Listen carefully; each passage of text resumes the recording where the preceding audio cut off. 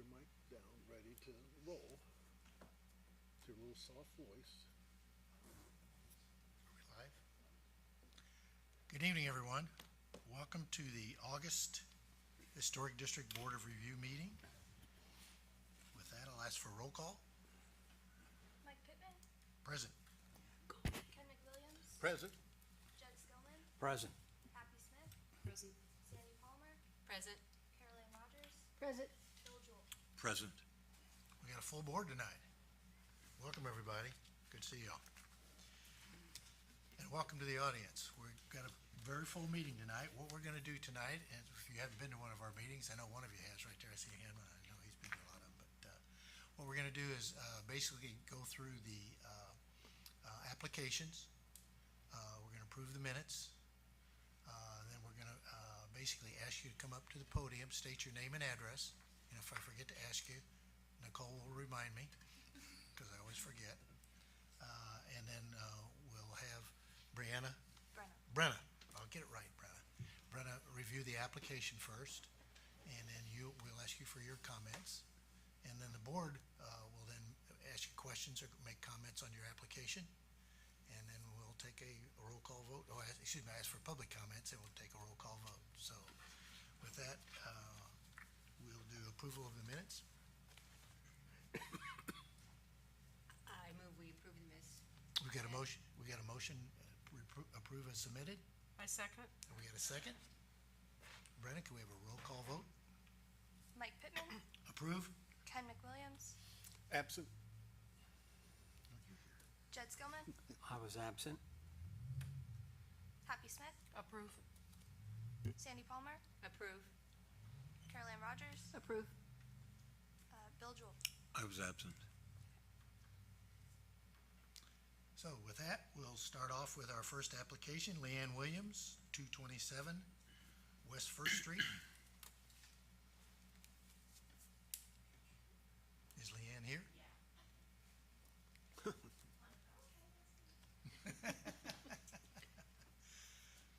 I want to thank you for getting all those estimates too. That was Yes, I was kind enough to get the names. I had 8 names to look at, and Wonderful. I called 5, and I got 3 estimates back. Mhm. All very nice people. This is, for the audience, this is a continuation from our last meeting. And any questions or comments from the board? So, Leanne, what are your choices? How would you Well, like to go? They, they all presented a very good reason and everything to go with wood, but in the long run, they're really out of my price range. And the vinyl windows that I looked at are double hung, which I was very interested in for, energy efficiency. Plus, I asked for the grids to be put in just like they are there. So from the street level, this porch sets up really high. And from the street level, I really didn't think it would look that much difference. So my desire is to put the vinyl in and just cost effective and more efficient, so.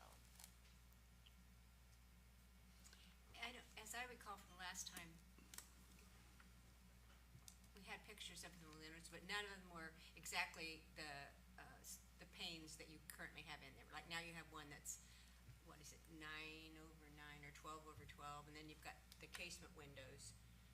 So I'm just wanting clarification of what will these windows be like compared to the ones that are in there? The ones that, the vinyl ones should look exactly like what's in there. That's what, she just had a picture up there of those. I didn't bring that, they should look exactly like what's in there. And they would all open, where now, of course, none of them open. When my grandmother lived there, we had the crank out in like 3 of the windows, but, so when they measured and looked at them, they should look pretty much just like what's in there. Can you show the picture of the original, the wooden ones that are in there now? Okay, so I guess that's the one that was.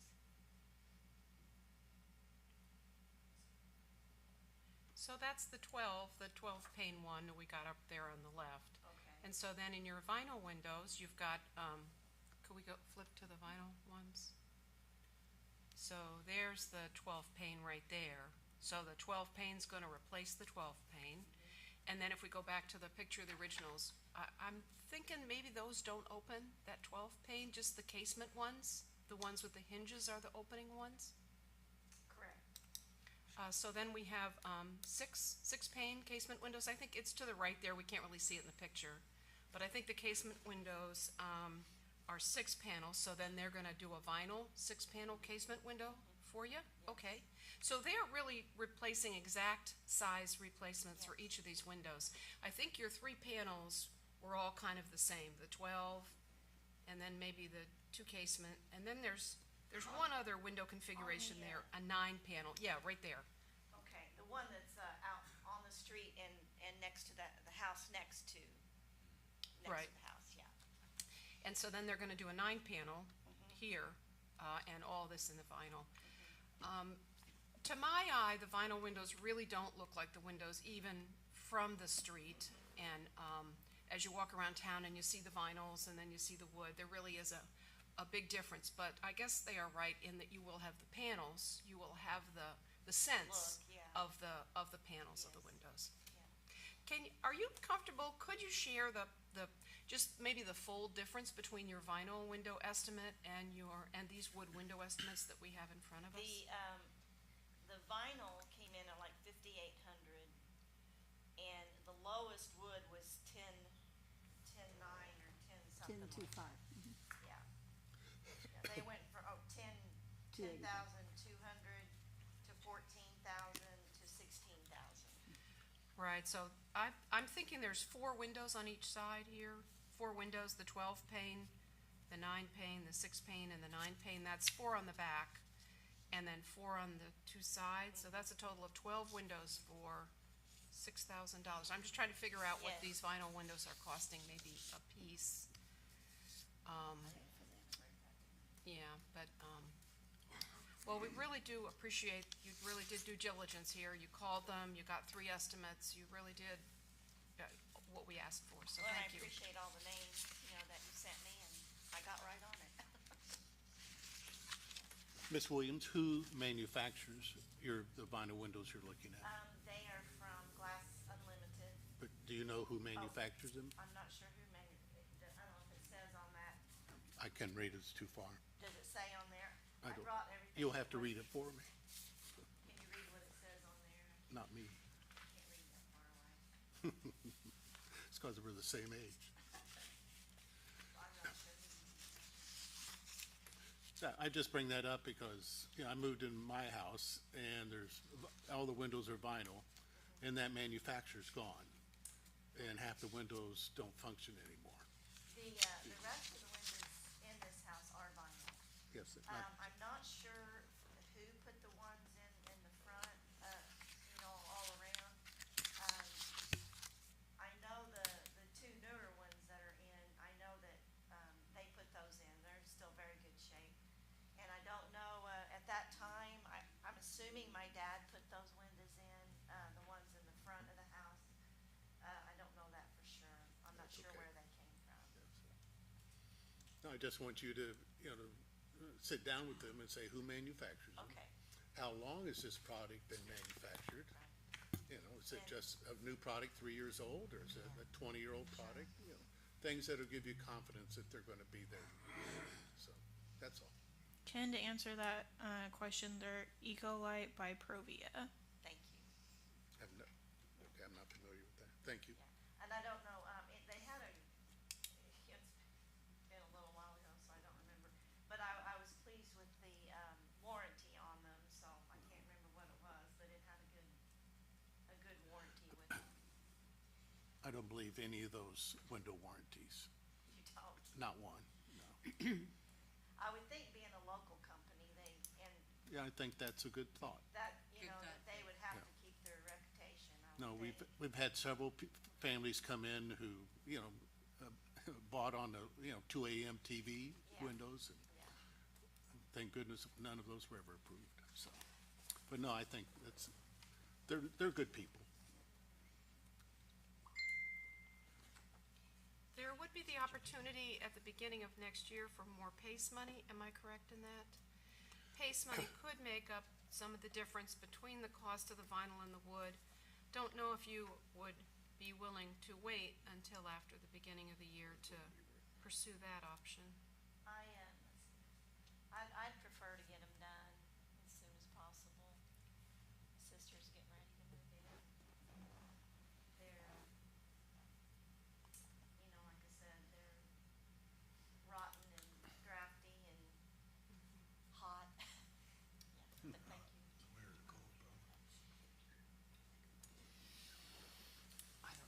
Okay, any other comments from the board? Any comments or suggestions from the audience?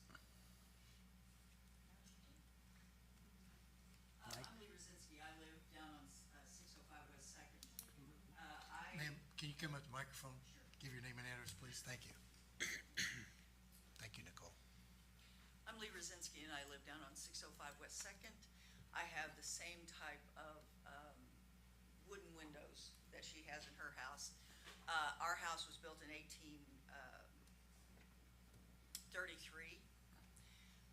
The windows have held up pretty good, but if I try to replace them, it's going to be a train wreck. It'll be incredibly expensive, and so I know what she's going through. They've already told us ours are going to be around $50,000 if we try to replace them. So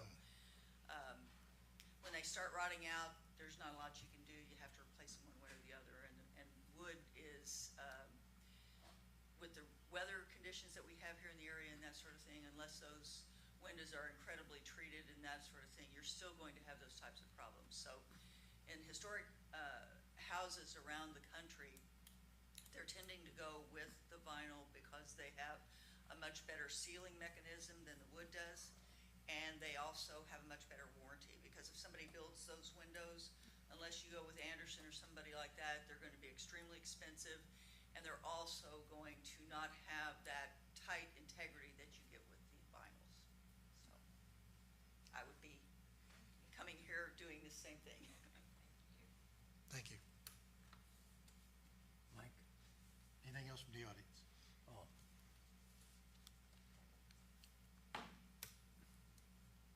Okay. Ready for findings of fact? Bill, do you have something you want to say? Jeff? you nah, want to- it's just, I know how I'm gonna vote, it'll be fine. Carol Ann, you want to take the findings of fact? Can you read it that far away? Yes, let's see, we have read these before. Of course, she wants to retain and preserve the historic windows, but at a cost. It would be, you're doing everything possible, it says, to do that where possible. Repair the existing windows where possible. Use techniques such as wood epoxies, and I know you've looked into all that, and that's what's included here. So no, it doesn't apply. I need the next page. Replace in kind, using the existing historic elements as closely as possible. If replacement's necessary, consider first replacing only the deteriorated elements, such as a single sash. But because you're replacing so many windows, that's not exactly what we're talking about here. You're gonna have to replace the whole windows. So the storm windows, I understand these won't be storm windows with them, is that right? They'll be, double hung windows. They're double hung, okay. Let's see, they're double hung, okay, next page. Tinted glass is not applicable. They are going to match, overall size and opening area, and, they will have the muntins, as you had pointed out. They're gonna look exactly the same, they will just be in a vinyl. The new window openings, you're not gonna alter those in any way. And they will be visible to the public. Next page. That's it. That's it. So, with that, I would, to me, that matches, the need. I don't have my script in front of me. There's a way to say that. It just either meets the guidelines or doesn't. Yes, the guidelines are done. Okay, Jed? I concur. Ken? Agree, same reasons. Happy? It does not meet guidelines. Guidelines are very clear. We're supposed to not have vinyl windows. We're supposed to retain and preserve historic windows. This doesn't mean that this owner hasn't done due diligence and trying her darndest, but if we're just reading what's on the page here, we are to repair our historic windows. They're really an essential part of the architectural character of the house. We're supposed to replace in kind using replacement windows, and it probably says a lot of different ways that vinyl does not meet guidelines. You know, we can make exceptions, but it does not meet guidelines. Okay, Bill? I agree with Happy. I don't really feel like they meet a strict guideline, but in this case, it's kind of like the cat's out of the bag, I guess. We've already got vinyl windows on the rest of the house. I feel that if these windows you're proposing would have mutton bars that would look and, approximate the original, that I could be in favor. Sandy? I guess I'm disagreeing with it does not meet the guidelines, and I'm agreeing with Happy. I think this is probably gonna be an exception, but it does not meet the guidelines, and it's part of the character of this historic district. And I agree with Carol Ann. I think the unfortunate thing is that the wood windows are very expensive, and trying to replicate the wood from the 1800s is very difficult. So, and I agree, I appreciate your due diligence on getting the estimates. So with that, I'll accept a motion. Based upon the preceding findings of fact, I move that the Madison Historic District Board of Review grant a certificate of appropriateness to the Williams at 227 West First Street to replace their windows with vinyl windows. And I'll second. Okay, Mike Pittman, Approve? Happy Smith, No. Caroline Rogers, Approve. Ken McWilliams, Approve. Sandy Palmer, Deny. Bill Jewell, Approve. and Judd Skillman. Approve. With that, you will get your certificate of appropriateness in the mail, but you can go ahead and get things going. Does she need a permit? You don't need a permit for that, so you can go ahead and get started. Thank you guys so much. Thank you for all your work you did. We appreciate it. Thank you very much. Okay, our next application is from Billy Klein, 121 Central Avenue. State your name and address, please. Billy Klein, 121 Central. So this is a request to add a 9-foot addition to the north of the existing structure and convert to living space. The house is non-contributing, and it is from about 1990. So with that, Okay, Billy, you want to tell us what you're going to do? Yeah, if you want to go back to the last picture, I'll explain it a little bit. So that's the existing structure. I built that in about 2005 when I owned the property previously. So it's sitting on footers and a block foundation, wood stick construction. And what I plan to do is remove the roof, add a 8-foot addition instead of a 9-foot. Going to go a little bit smaller just to stay away from the property line a little bit more. Remove the roof, add 8-foot to the north, and then add a second-story apartment. And all living space would be on the top floor. So the bottom would be all open space.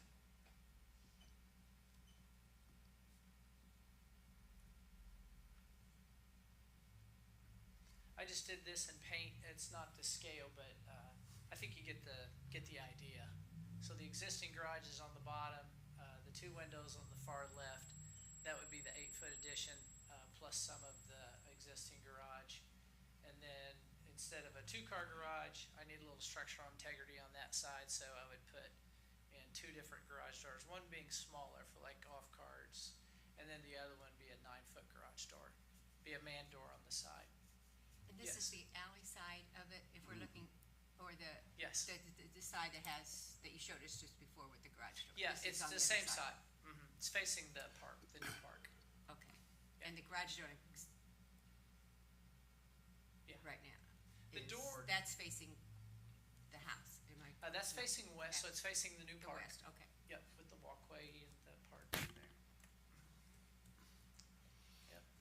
What's the total height of your new building once constructed? So it's 9 foot on the first floor is 9 foot, the second floor is 8 foot, and then I don't have an exact, who asked the question, I'm sorry? Oh, sorry. I don't know the exact height of the roof, but it probably will be in the neighborhood, I'm thinking of, if I had to guess, maybe 8 feet, because I need enough pitch to have a dormer with like So- a little loft area. So if we're looking at your house on Central, we are maybe going to see this new garage peek up above your current house. That's 121 Central? Yes, if you were actually on Central and you looked to the back, you would see that garage. You would Okay, probably it's gonna see, be you would kind see of the second story, and then Okay. you would see the roof. Yes. Could you go back to the previous, yeah, that one? Is this to scale? Do you No, know? Oh, it's okay. not, it's, 'Cause I'm looking at it and I'm having kind of a hard time visualizing what this is really gonna look like. Okay, it's not the scale, it's just, I did this in paint, so Okay. it's just a mock-up right now. What are you having a hard time visualizing? Maybe I can help you. Billy, we need to know what you're going to build. Yeah, Okay, So if that's not what you're going to build, then that's not helpful. that's what I'm gonna build. is it zoned for multifamily or does that come into play here? It is a separate parcel. It is, okay.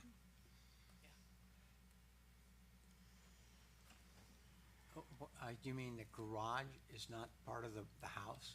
It's in, Yes, it was recently split with his anticipation of adding a dwelling unit on the top of the garage. do you live in the house on, Central? Part-time.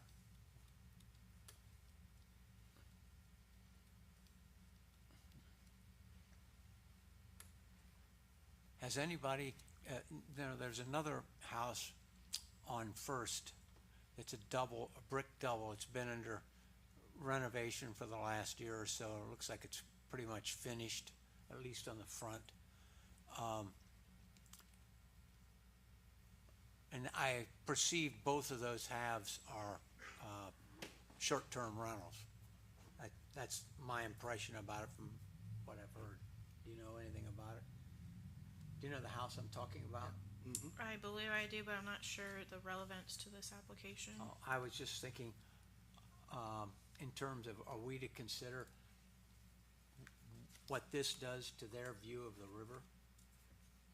I mean, I lived in another neighborhood years ago, and that was always a hot topic. Somebody was wanting to build something that would block somebody else's view of the river. You should review this based on the guidelines and the ordinance for new Okay. constructions. Okay.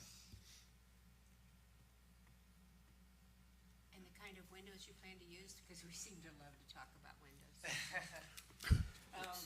I will probably use something a little better than construction It's grade, not but I don't contributing, so- know yet exactly. I like the window style that's here now, but it won't be much above construction grade. So probably vinyl or vinyl clad, something like that, yeah.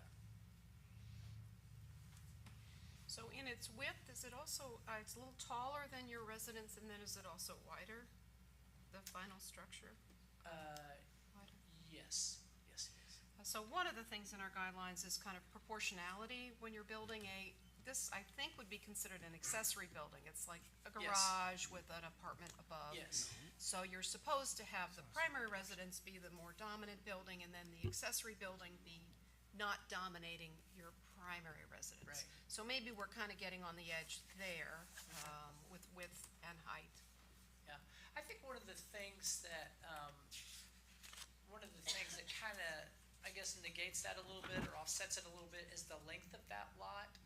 And then also when you're on Central Avenue, if you walk down that that street before, you don't really notice like the trees in the back or anything like that, because the existing structure on Central is so long, cause it's a shotgun, and then I added on to that 2 years ago, so it's a really long lot. I mean, it's almost like another street to be in the back, but I totally understand what you're talking about.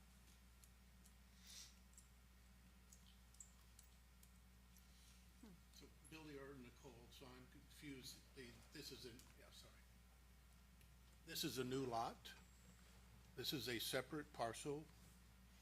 Yes, it was recently subdivided by Yeah, the so that applicant. means Billy can sell this back piece as a home, separate home. If he chooses to, yes. It'll have its own address. But only an entrance from the alley. Yes. And I thought the city was gonna close that alley.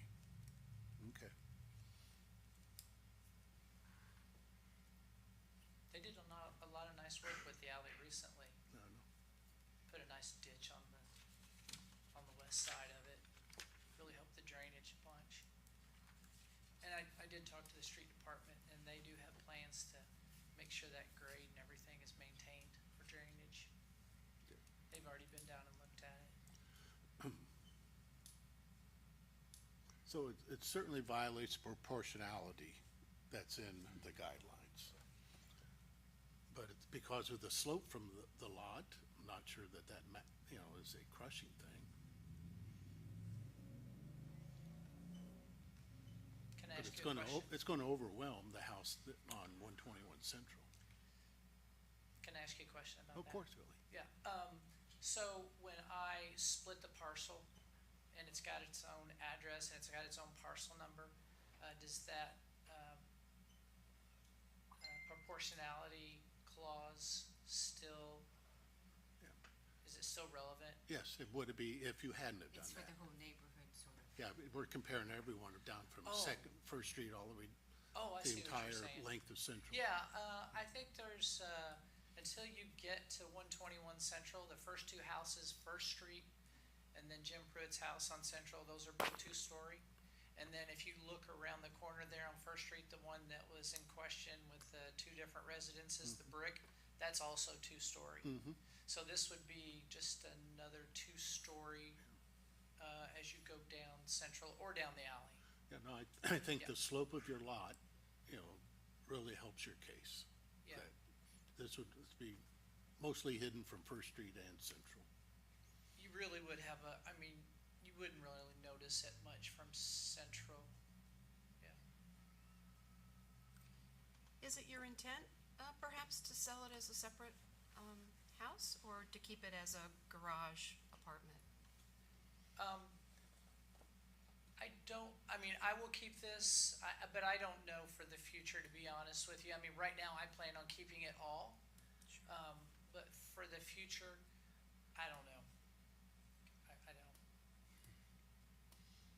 I don't. I'm not gonna put it on, I'm not gonna put it on the market. When I build this, it's not going on the market, is Because what I'm one trying would to say. be considering the whole construction as infill construction, brand-new house Yeah. in Madison, and then the others, we're looking at it now as a garage with apartment over top, and we're looking at it with that in mind. Sure. Yeah. I think it actually kind of fits the actual motif of the area.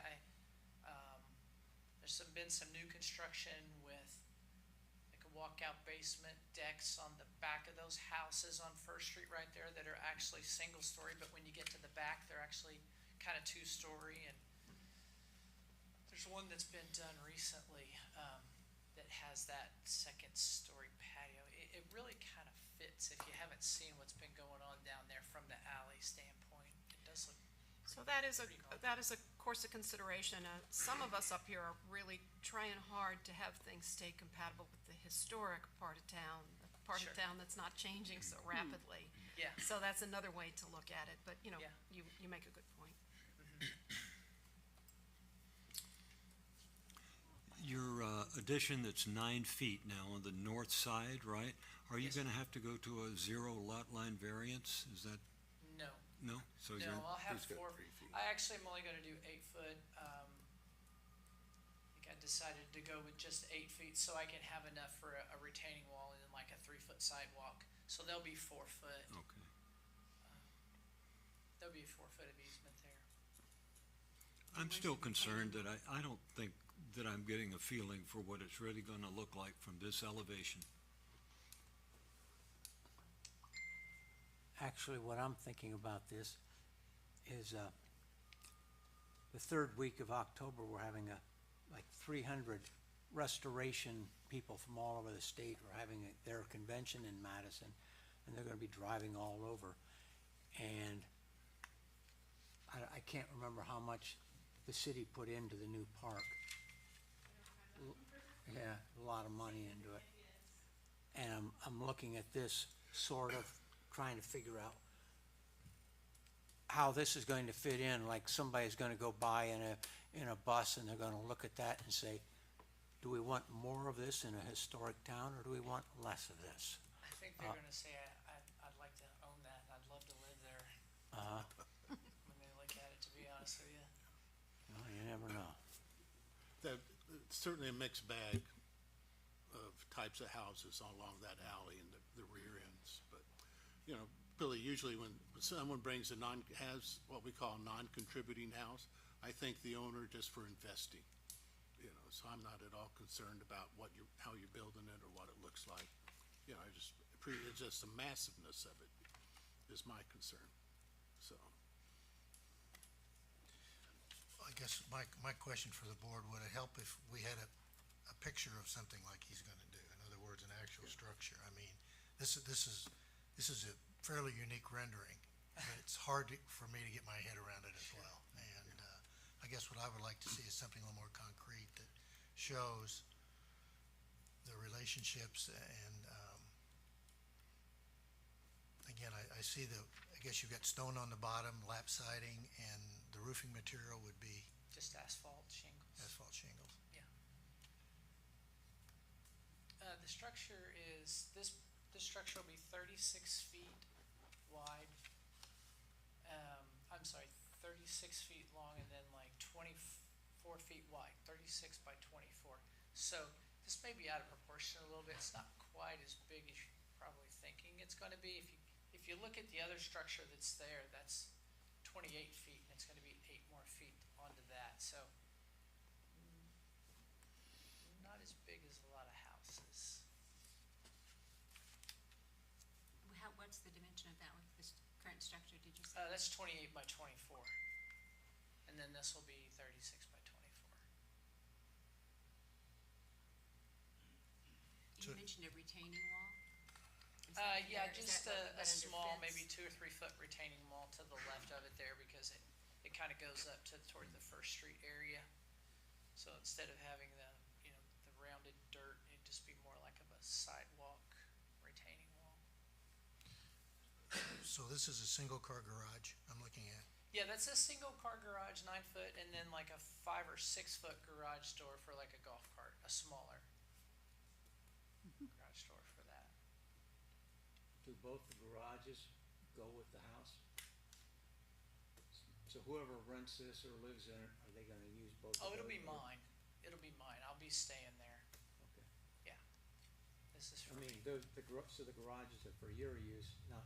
Yes, because there's nothing in the garage. It'll just be park in the garage, and then there's a set of stairs. There'll be a set of stairs on the inside to go up into the apartment. Jed, make sure that your microphone is on when you're speaking, please. Thank you. I'm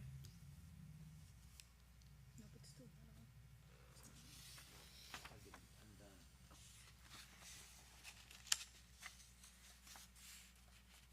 Any more comments from the board? There are a lot of brains twirling up here. Any comments or suggestions from the audience? Oh, sorry. State your name and address, please, sir. Ryan Rogers, 804 East First Street. I actually own the 2 brick structures in front of this. From the rendering, I don't think that'll actually fit. I think it's been 4 years now, I've been trying to get a plat of that property, and all the property lines are off. Tony Steinhardt Really? built his house. He and I discussed it a lot. He ended up building a little bit on my property. I'm concerned this might be the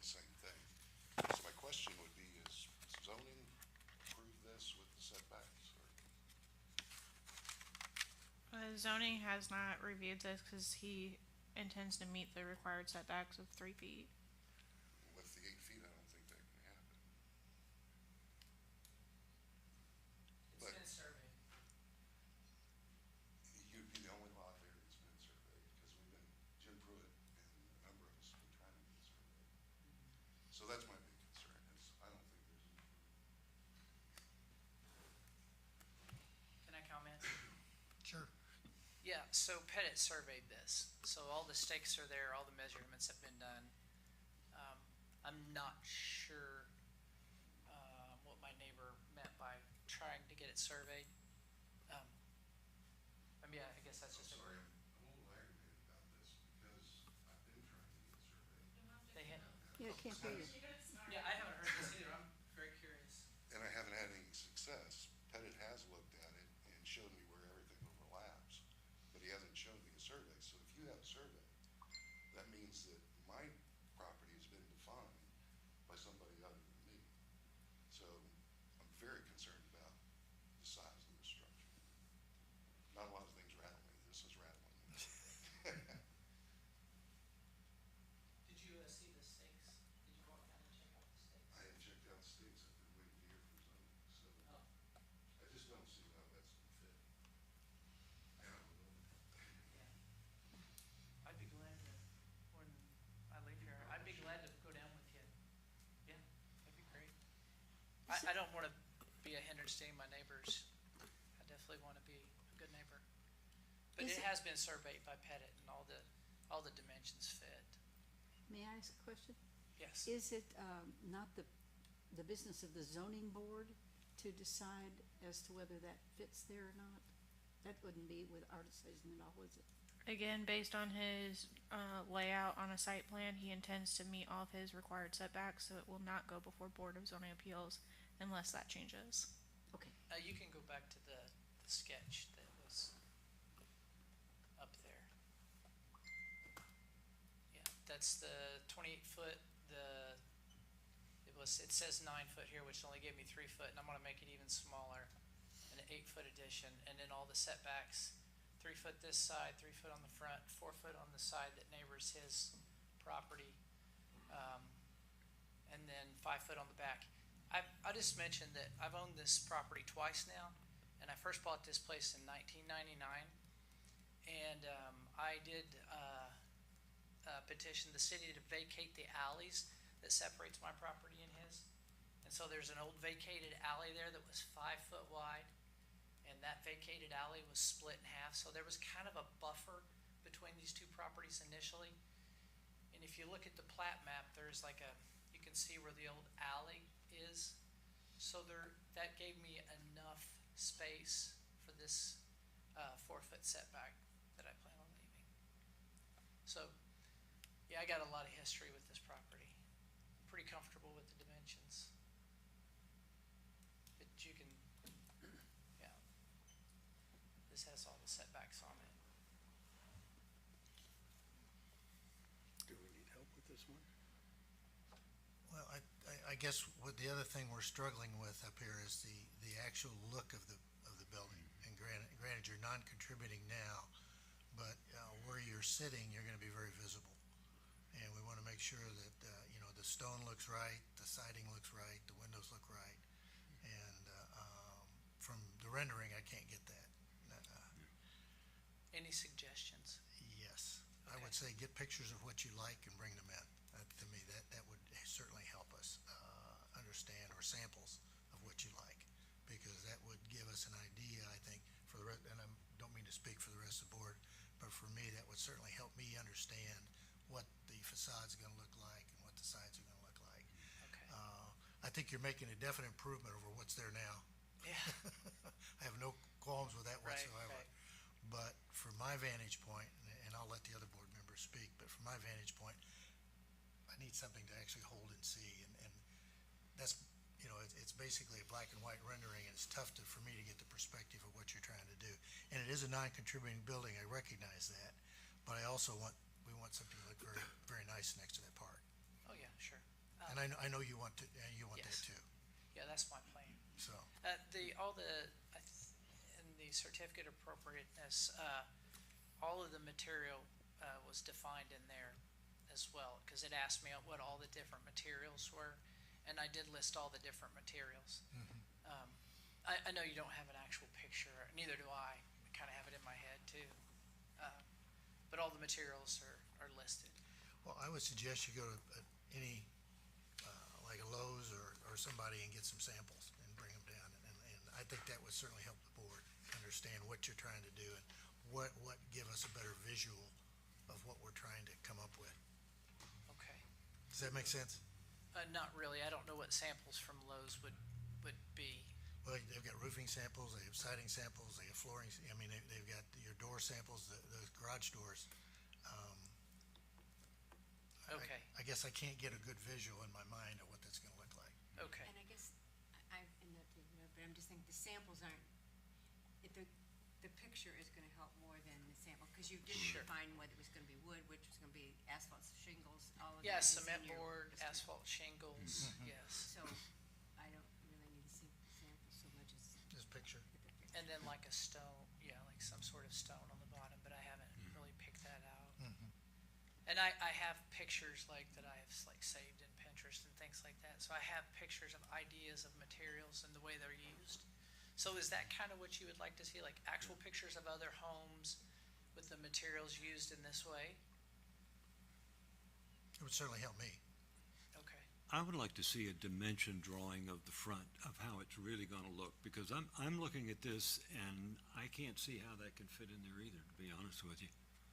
So I'm wondering, could you come back with a drawing that actually, shows exactly what I we're doing? actually have some floor plans, if the board would like to see it, how it fits, and they're to scale. I haven't had the architectural drawings done yet, because I needed to get this done first before I spent, $5,000 on architectural drawings. So I just need to pass this step first, but anybody that would like to see, this is to scale, it's on 1/4-inch graph paper. It shows you exactly how it fits, and it shows you how the garage doors fit. I've measured it all off and put it to scale on here. I promise you it fits. I would like to see it if I could. Yeah, sure.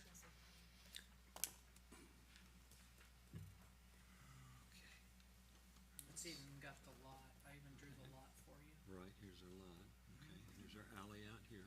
Yep. This is Okay. 36 feet, 3 feet, 4 feet, 5 feet on the back, 3 feet on the front, 24 feet wide. That being not to scale is not helping me, Right. because this fits. Yeah, could you see, what I'm not seeing is, I'm not seeing the door, or is it come back into No. here? This is the apartment upstairs. Let me get the. Oh, lot okay. floor. See, windows here, windows there, here's our, Here's the one garage right, door, okay, second garage door. our windows here, Here's the and window, our door main there. door, Okay, side door. okay. Yeah, it fits. Anybody else wanna look? That's just, No, I don't. that's just freehand, basically. Right. Yeah, I see what you're doing from here, I just couldn't, Yeah. that one Yeah. didn't look like it went. Okay. Thank you. One issue I have with it is it's kind of a cross between a garage and a house. It's kind of both things together, which I understand that serves your purposes. So even though it's at this point in your life, this house, it is an accessory building for you, it may be perceived by everybody in the park and people walking up and down that alley as a house. So it's a house with some really big garage doors. So there is a whole kind of visual impact of it that I'm finding hard to get past. I guess I would just mention that there's been additional dwelling units like this built in town. I know they haven't been built adjacent to the park, but I know of at least 3 that's been built in the last couple of years, that have garages on the bottom and apartments above. Probably in less inconspicuous places, but it has been done in town, and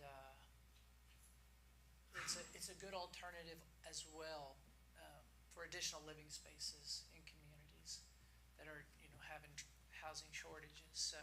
Sure. Smaller lots and building over top of garages, so there is 3 different instances that I've drove around town and I'm not saying that to try to get mine in, but I was just actually looking at them, getting ideas on what had been done in town so far, and that's kinda how I came up with this. My overriding concern now is that the neighbor's not happy or confident that it's been surveyed well. All right, so I'm over the initial shock, and you can tell I got a little worked up. I've known about this project for a while. I'm completely supportive of it. I have no problem with building a new structure there. What got me concerned is I just don't think there's enough room, but we'll talk about that and work that out. I think an infill lot like that in that particular location is fine. I own the property in front of it on First Street, the duplex. I also own the lot next to the other side of the alley, so, You're referring to the duplex, the brick one that's been rehabbed? yes, I did that in 17. Nice I also job. own the lot next door, or next to the alley. So his project will affect my house, or my properties probably more than anybody, and I'm fine with it. As long as we make it fit and we get the zoning right and we check the surveys. Thank you. Thank you, Ryan.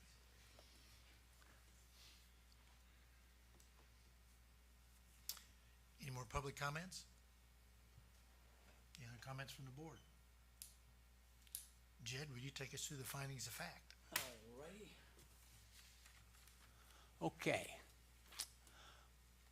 1, where possible, locate new additions at the rear so that they have a minimal impact on the facade and other primary elevation of the affected building or adjacent properties.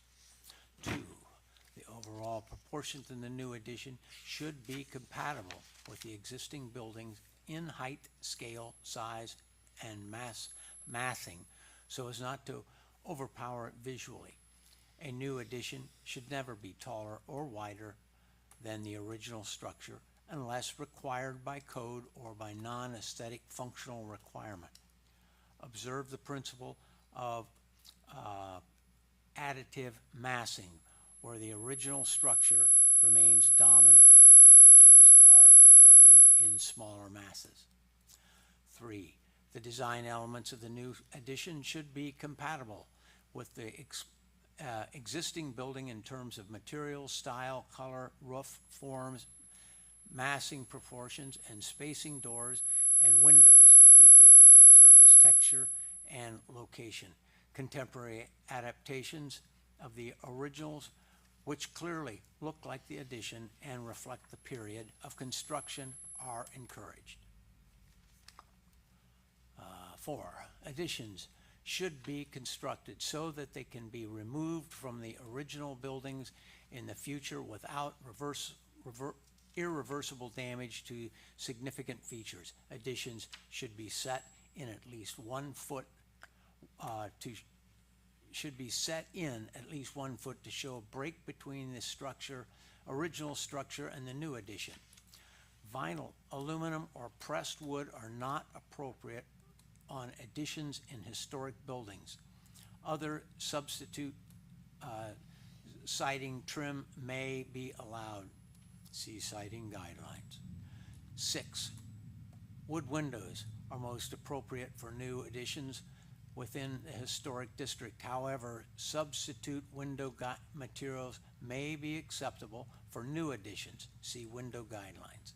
7, roof lines and new additions should be similar in form, pitch, and eave height to the roof line of the original building. 8, foundation should be similar to or compatible with the existing foundations in material, color, detailing, and height. See foundation guidelines. And 9, consider in your plan older additions and other alterations to existing buildings that can can have acquired significance over time when planning and building a new addition. 10, additions which are appropriately sized and scale may be added at the rear of a commercial building.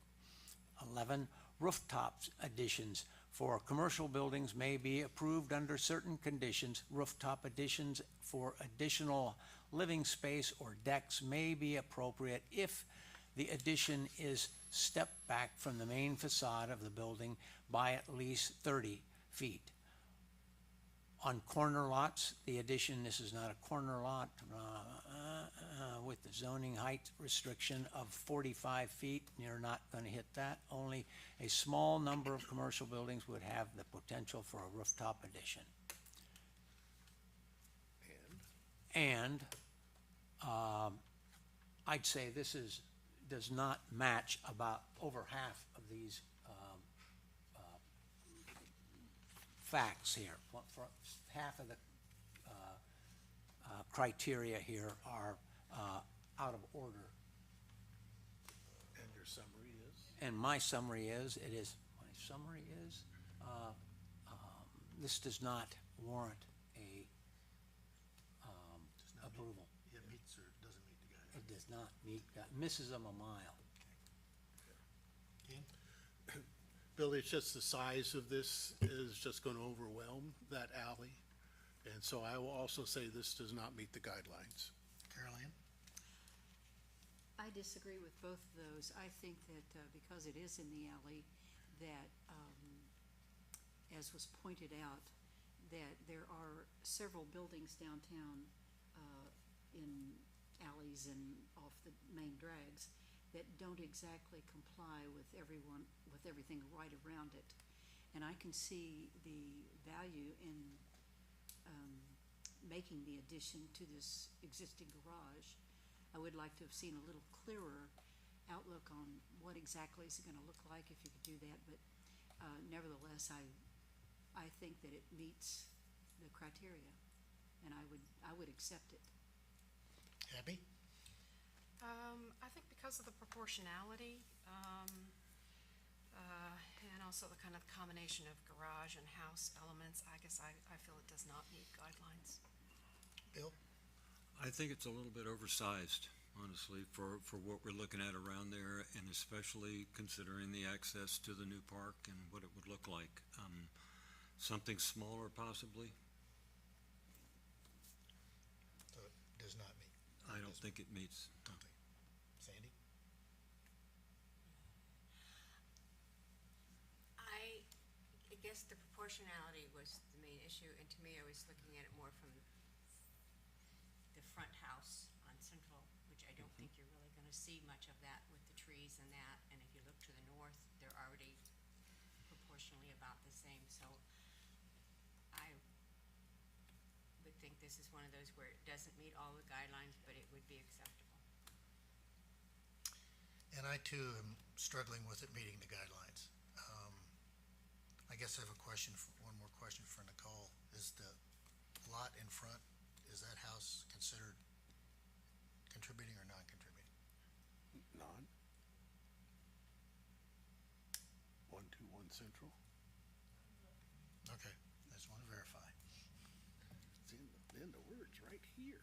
Can I make one more comment for the board, Sure. the decision?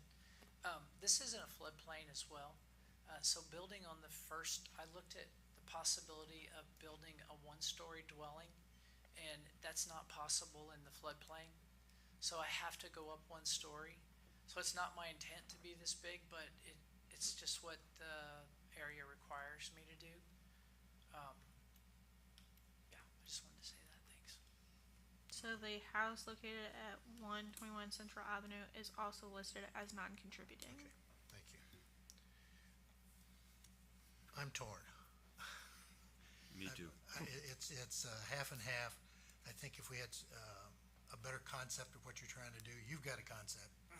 We haven't got it yet. So I guess for that, I would have to say at this point, I don't think it meets our guidelines. So I'll entertain a motion.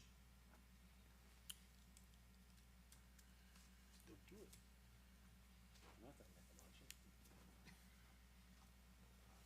The other option is to ask the applicant if he would like his application tabled before a motion is made. Would you like to have it tabled so we can get a better idea, once you have a better feel for the materials? I think you said you've looked at some things. Because if we deny it, it's not, if we table it,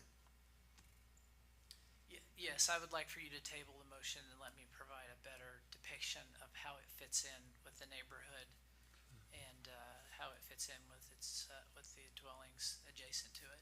I think that We would be great. appreciate you doing that, but I do think that we need to give him a good idea of what we want him to come back with, because it's, you know, I'm sure he wants to move with this project, and whether we approve or we don't approve, you know, that's still another 30 days. So exactly what is it that we need him to come back to us with? You know, like I said, we're all sort of saying the picture of, We'll print out those finding of facts right there and say, do this.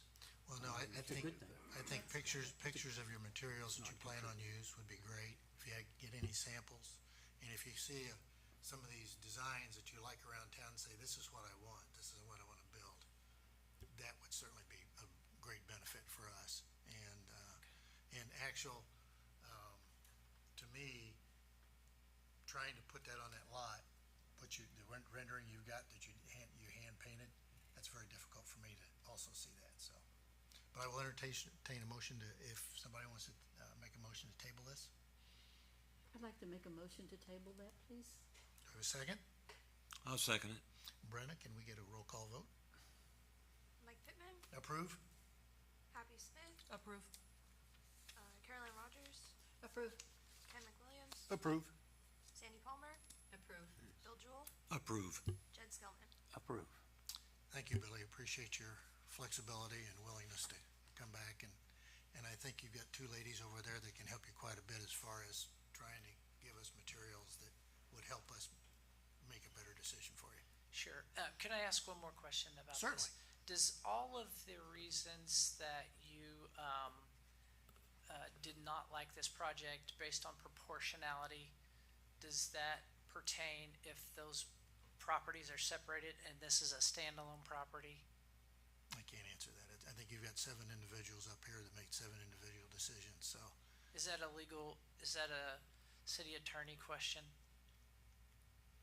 If it's still, if this ordinance still pertains to that front lot proportionality wise, if it's a standalone lot and I'm trying to build on a standalone lot? The ordinance has a section about proportionality based on surrounding structures.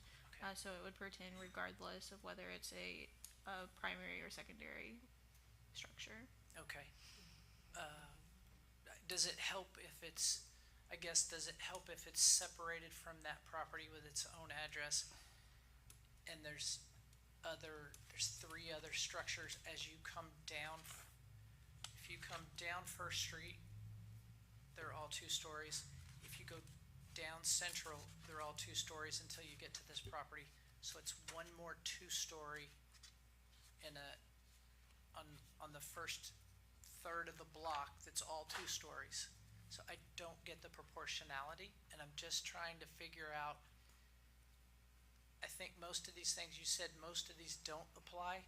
And you said over half. I'd really like to see a number, like if you say over half don't apply, which ones? Maybe like, could you show me which ones? And then the only reason I'm asking is if I can come back and I say proportionality wise, and I take pictures on that block, everything down to this property is 2 stories.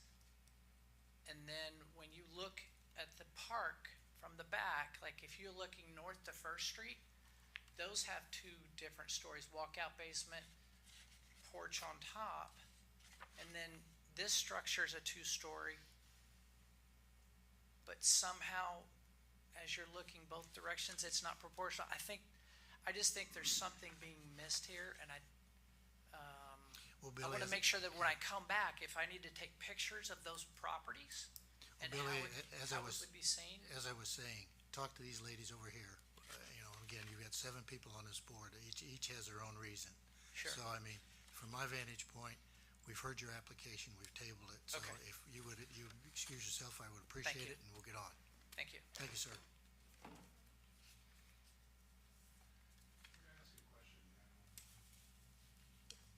can wait till the end. We have public comment at the end. Edward and Lee, boy, I don't know about it. Rosinski? Oh, that's pretty good.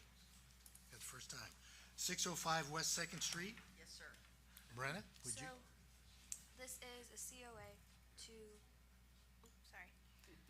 to, replace the existing structure, in the back. It's a secondary structure, with a wooden structure that is more visually appealing. The main house is an 1835 Federal and Italianate contributing structure. Okay, yeah. My name is Lee Rosinski, and my husband and I live at 605 West Second Street. We've done a great deal of work to the property. I'm hoping that everybody's noticed we do a lot of, he's the gardener, so people come by and take pictures and that sort of thing. Our daughter had been sick for a very long time, so she moved in with us, and we have a lot of storage and that sort of thing. So that took up our garage space. And so my husband has a proclivity for sports cars, so we need another facility to get rid of that, because that was a temporary, and we're gonna put a wooden structure in there now. And it's completely wooden, it has a wooden floor. He ran drains, because there wasn't a drain, so he ran a drain, so the water will no longer stand back there, so the wooden structure will be totally no compromise from a weather perspective. It does have, it's a total wood, it has wooden windows on both sides, it also has a wooden door in the front. And, as you can see, it's total wood, the front doors are really great. And then one of the things that we're going to do is we're going to paint it the same color as our house. So it will have blue trim with the, teal color. So it'll look like that, so it'll be a total match for what we have in the back.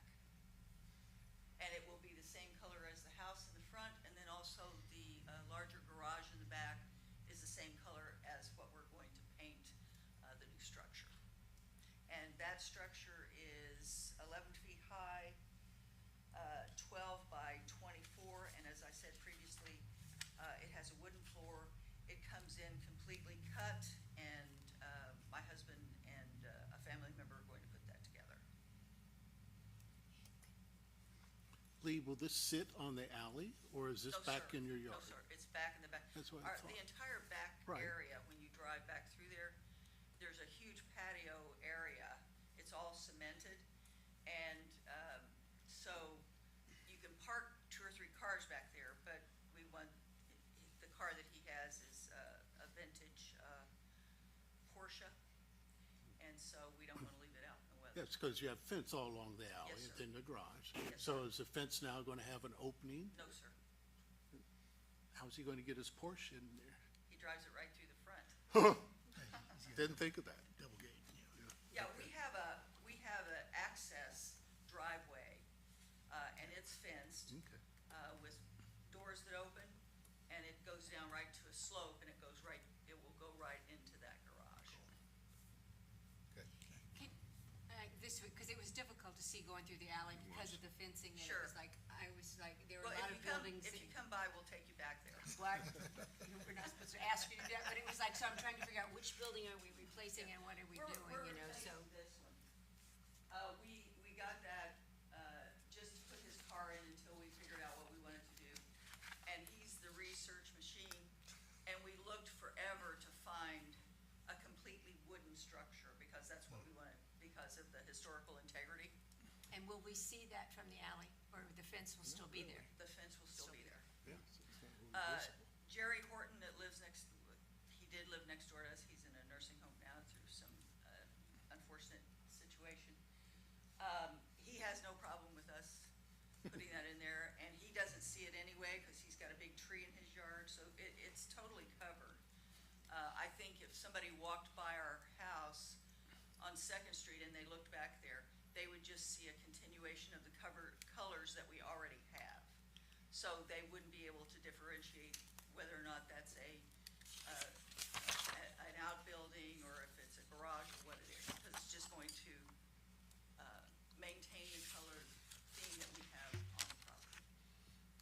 is this gonna have, a foundation under it, or is it just gonna be sitting on the ground?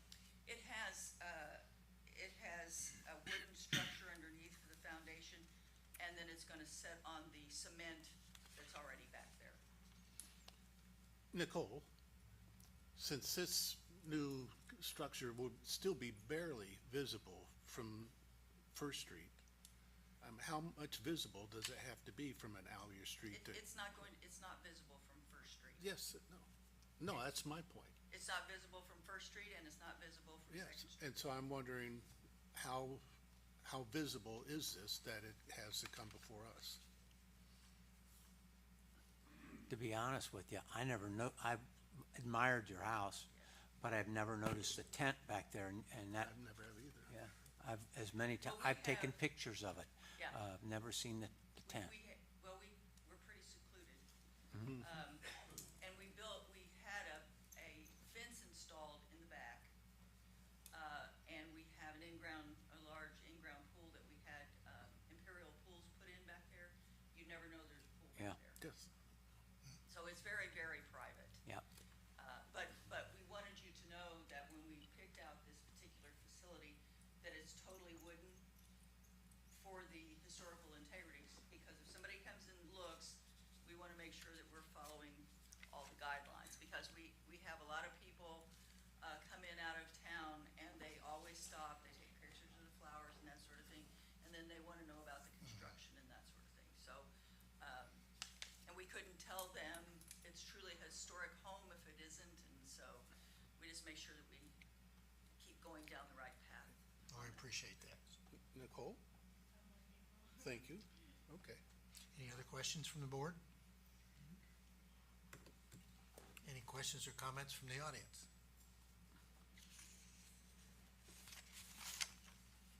While Nicole's looking that up, Ken, would you like to read these facts? So Madison Historic District Design Guidelines 2040, new construction and outbuildings, page 101 to 102. So the design of new garages and other accessories buildings should be compatible with the dwellings in the district. Site new garages and accessory buildings appropriate on the lot, which you've done. If you're not reconstructing anything, the outbuilding should maintain a proportional mass, we heard that all the last one, proportional mass, size, and height to ensure it's not taller or wider than the principal building. It'd have to be really big to put your Take up house. the entire. Yes.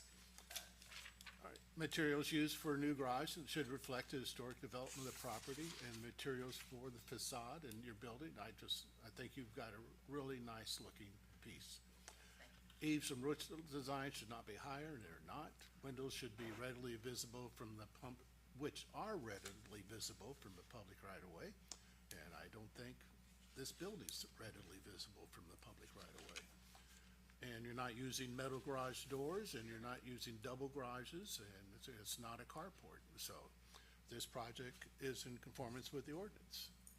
Looking at Google Earth from First Street, you can see the roof pitch of the, whatever you wanna call it, structure she's replacing.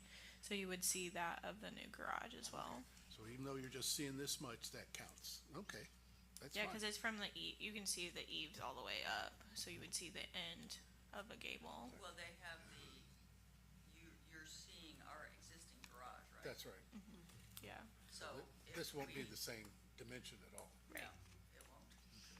The other thing too is that because of the, fence that we have out back, how tall is that fence, 10 foot? It's okay. 6 foot? Okay, the fence out back is 6 foot, which matches so that because we were told, that they didn't want anybody to see the pool area and that sort of thing, so we put a 6 foot fence back there. We have another outbuilding that's the same color as our house. I'm thinking you're probably seeing that, because that will block the view of this garage. You can see that, but you can see the tent structure from Google Okay. Earth. Yeah. Well, I don't think anybody's gonna stand out our back gate and go over to Google. No, not usually. Carol Ann, do you agree or disagree? I agree. Jed? I agree. Sandy? I agree. Bill? I agree. Happy? I agree. And I agree. Do we have a motion?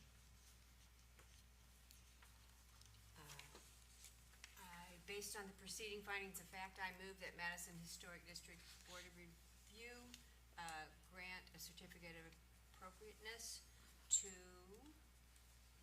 Ed and Lee Rosinski. Ed and Lee Rosinski for the additional new outbuilding at 605 West Second Street. By the way, when will we get that certificate? Well, we haven't voted yet. Don't get too excited yet. All right, But we That's got fun. step one. all right. Do we have a second? No second. We have a motion and a second. Brenda, can we have a roll call vote? Mike Pittman, Approve. Happy Smith, Approve. Carolyn Rogers, Approve. Ken McWilliams, Approve. Sandy Palmer, Approve. Bill Jewell, Approve. Jed Sculman. Approve. You'll get your certificate in the mail, but you've got your approval from Historic Board. So if there's no issues with permits or anything, Yeah, you'll just need a building permit, but Okay. you can go ahead and file for that. Okay. The reason why I'm asking, we really want to get this done before Chautauqua. Because I really hate that thing out there. So anyway, thank you all very much. Appreciate it. thank you. Appreciate it. Our next application is Ryan Rogers, 804 East First Street. Brenda? So this one That's his is address. 917 Doing it West someplace First. else. It is a COA for constructing a 20 by 20 addition on masonry foundation to replace, and to replace the siding with LP Smart siding and roof with asphalt shingles.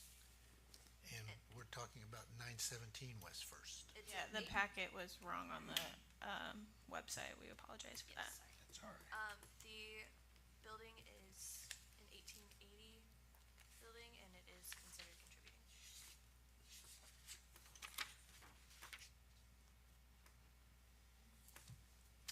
Ryan Rogers, 804 East First Street. Is there a picture of the back of the building? Yeah, that one there. So, Mr. Jewell, or not Mr. Jewell, already done his job. Mr. Sloper purchased the house and he'd like to put a 20-foot addition on it. As part of the work, he wants to strip off all the vinyl siding that's on there, try to expose the stone that should be underneath of it, and restore that. Bring the rest of the house more to where it would be approved by the Historic Society by using LP siding. Some of the details on the front windows will remain because we believe those are original. Has an asphalt roof on it currently. So with the addition, we'll continue that siding, we'll use the same asphalt roof, and it'll be built on masonry piers. Piers are short walls. I have to work through the city with the floodplain building requirements. So the rendering shows a stone veneered pier, and hopefully that's what we'll end up with. If it's not stone veneered, it'll be parched, so it'll look like a solid surface similar to the rectory at the church on St. Michael's, where they just parch the material flat. That's it. It's a pretty simple one, really. So it's a carport, kind of a carport situation underneath? He may park a car under it, but it's mostly gonna be just Gonna be open? patio space underneath Would of be it. able to see your, hopefully your stone foundation? That's what we're trying to do, is expose that stone and, so that character's there. Your shotgun is very cool. Mr. Sloffer's shotgun is very cool. Link Luddington back there in the corner, helped me learn that your house is a side gallery shotgun. Yeah.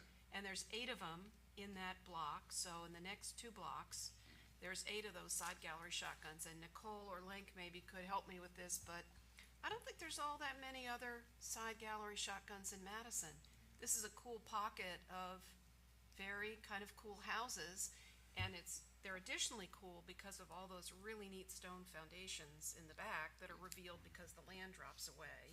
And a bunch of your neighbors, you can see those stone foundations. One of the things that the guideline asks for with additions is to have some kind of, attempt to keep the historic historic character of the front of the house. So I know on your back, can we go back? There, your rear window. I understand you probably want a big window because you're gonna have a river view. So that's understandable. So if we go back one more, but maybe on this side here, maybe those windows, perhaps you could consider making a window that has a more vertical aspect. So that would be like the other windows that are on this house. Just a thought. Those windows will not really be seen because of Mike Prickett's house, next to it is quite a bit longer than the house that, Mr. Slofer is building. Part of the reason we did that type of window is, because we wanted light without losing the privacy. If you look at the house on Second Street and, can't remember, it's a green duplex. Those types of transom lights are kind of common in a duplex throughout the city. Maybe not particularly that style of house, but it's something that was appropriate in those days. But you're right, if it's not visible, because of the neighbors, being there, then, then it's less of a consideration. The other concern I had was because you have such really good-looking stone foundations on this street, and I think, Brenna has a picture of one of your neighbors. So here's a neighbor, his stone foundation, you can see it underneath his porch there. So you're not doing the porch, I understand that, but he has a stone base. This is the guy down on the corner. I built that. He's done stone, you've done stone piers there, which are great-looking stone piers. They're not the, stuff from Lowe's, and since we have so much good stone in Madison, it could be a jarring juxtaposition if we do the veneer-y stuff right next to our really handsome, real, authentic stone foundation. So just a thought there. Well, that's a perfect example of taking the modern, larger windows and so forth and tying it in with the historic material. And it kind of pulls it all together. One thing John did there that, was over the top is he had Madison Iron Works build his railings. So, he spent a lot of time trying to create new history that tied in with the old history. Is your house? Will you turn on your microphone? me? Thank you. It didn't show in the photo you had of the back of your house, but I remember a large tree there. Is that your property or is that the next one over? Well, Right there. This property belongs to Sam Sloper. This is the subject property, right? Yeah, And I'm the is there a designer. tree in there somewhere, or what am I? There is a tree there, but the addition only comes back about as far as that well. So Okay. it won't interfere with the tree at all. Well, what I'm about to say is I love trees too. Is there a way, you put in your back of your mind, when you're driving a construction equipment over roots of trees, you'll kill the tree. That you fence off the drip line. So, which means on that narrow property, you only have 10 feet to get, because half of it is drip line for that tree. That's a great asset to the house. Everybody, the other comments that people have made about the stone piers, and I'm 100% in favor of that. But I'd like to see, in addition, I'd like to see that tree saved, and whoever lives in the house probably would like to see the tree saved too. I will not be the builder on the house. Okay. I'm just the designer, Okay. but I can tell you from personal experience. I called the city one day because my neighbor was doing construction and he pulled out 8-inch roots, 20 feet long or 10 feet long, and laid them out in the grass, took all the major roots off one side of my tree. The city told me they don't care, or they didn't say they didn't care. There's nothing they can do. So unfortunately, there's no way to enforce it, even if I said it has to be done in the documentation. Okay. And I was very disappointed. Well, fencing around the drip line would go a long way to saving the tree. Yeah. If that's an issue to you, you're gonna see the house there right now as it sits, baking in the sun. And you're gonna expose the house, that you're never gonna get out of the sun, because that's the only tree in my memory. I went to that place twice. I was out, I had to go there twice because then after a while, I was not sure I looked at the right house. It was getting dark, so I went back in the daytime. And that's when I thought about the tree. That you remove the tree and the neighbors up and down, you know, like on either side of you are they're gonna sit in the sun. To let you know that when I built that house for John Bruns, that elm tree that is on the corner was very, very meaningful to him. So we actually fed it and deep roots feeding and all kinds of stuff Gotcha. to make sure that during construction it wasn't damaged. And if you look at it, it's in great shape. Now, like I said, I built John's house, but I'm not building this house. Okay. I believe Mike Prickett, which is the neighbor, will actually be building it. So there is common interest to make sure that those. Pass the trees- word along to him. I will. When you, go back to the picture, is it a dry, what's underneath? You said it's exposed, so is it a two levels in the back, or the first one is sort of carport open? You're not doing the porch out, but it's like. It'll be open, but it's also gonna be elevated quite a bit. So in order to make a carport, you'd have to ramp up to it. So but it's just gonna be an open, It's more just just gonna be because a of the porch. flood. Okay. And it'll be, on this outside edge, it'll probably be a 16 to 18 inch elevation for the concrete. And a lot of that'll have to do with the city as I'm doing the planning for the flood planning and so forth. So the intent right now is not to have it as a carport. Not that it won't be, but that's not the intent. I was at just this curious point. whether it was part of this, how it was the second floor or first floor or no floor, really, but. Because of the flood stuff, we've gotta be creative down there. No kidding. Any other comments from the board? Any comments from the audience? Sandy, would you like to do findings of fact? I can read them. Okay, the guidelines 26-0 for new construction additions, we've been kind of through these. Locate the new addition in the rear. I'm not gonna read each one of these because if you read it, I feel like you've read that. The overall proportion of the new addition should be compatible. I believe that it is. The design elements of the new addition should be compatible with the existing building in terms of material. So it's style, roof forms, mass and proportion. We're talking about the same siding, the same roofing. There has some discussion, the windows may not be, totally design elements, but I think they're compatible. As in the 26-4, additions should be constructed so they can be removed. I doubt that this is gonna be that way, but I think. Vinyl, aluminum, pressed wood are not appropriate. We've already talked about that. Wood windows are most appropriate for new additions. And did we talk about what kind of windows? I'm sorry, we did not discuss windows. There'll be aluminum clad windows. And those meet guidelines. Roof lines in addition should be similar to the form and pitch. Our foundation should be similar and compatible. It is. Plan older additions or alterations to existing buildings that have acquired significance of time and planning.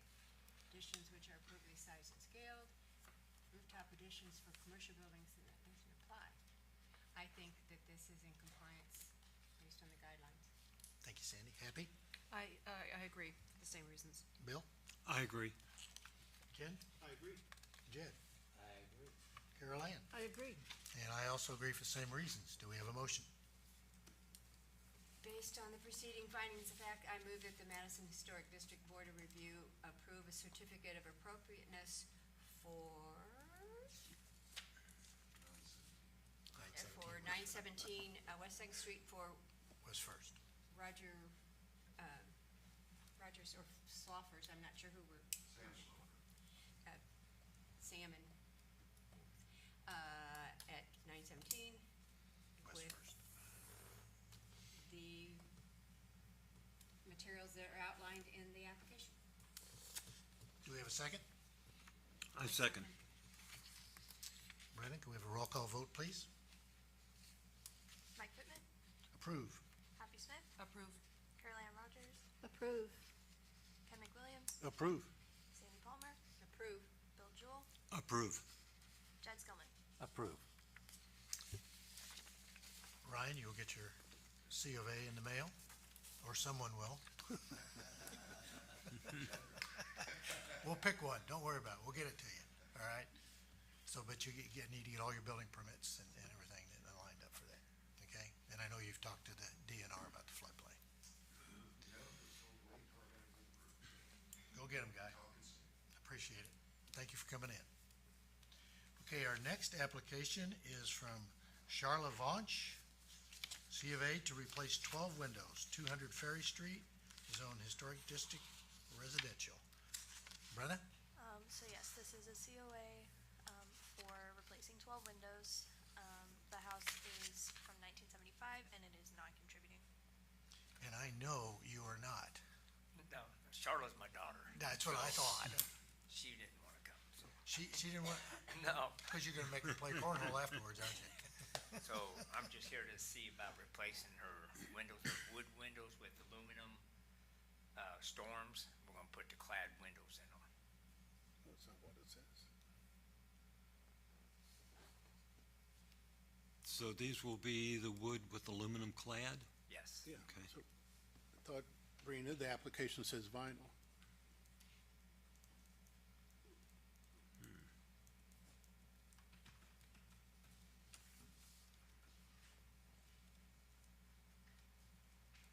This is 12 windows here.